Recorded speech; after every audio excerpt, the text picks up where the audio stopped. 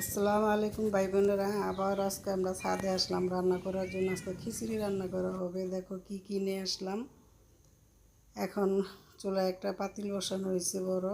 পাতিলটা মনে হয় একটু বড় দিতে হবে, পাতিল হবে না। দিয়ে দিলে কিছু মশলা, দিয়ে দিলে পেঁয়াজ, দিয়ে নাড়াচাড়া করে এখন কিছু মশলা দেওয়া হবে। একটা মুরগির মশলার প্যাকেট নিলাম, মরিচ, হলুদ, ধনিয়ার পাখি।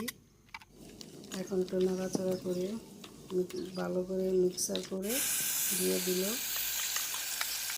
এখন এটা ভালো করে মশলাটা কষাইয়া, দেখো দৃশ্যটা কত সুন্দর দেখা যাইতেছে।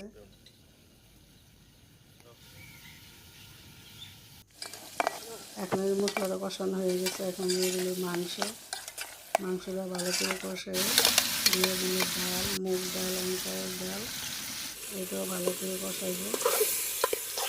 কষানোর পরে দিয়ে দিল এখন লাউ,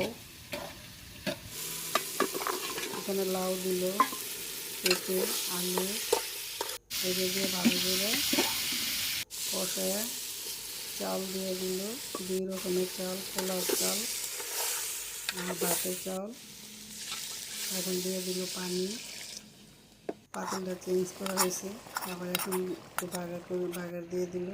খিচুড়িটা হয়ে গেছে। এখন একটু জিরার পাখি দিয়ে দিতেছে। এখন দিয়ে দিব কাঁচামরিচ, ধনিয়া পাতা। হয়ে গেছে খিচুড়িটা। দেখো খুব সুন্দর হয়েছে, আর অনেকগুলো খিচুড়ি হয়েছে। বড় একটা পাতিলটা ভরছে খিচুড়িতে। এখন বলো একটু বাড়বো আশেপাশে লোকজনকে দেওয়ার জন্য। কেমন হয়েছে, তোমাদের কাছে কেমন লাগছে? ভালো লাগলে লাইক, কমেন্ট, শেয়ার করে দিও। ভালো থেকে সুস্থ থেকে, আল্লাহ হাফেজ।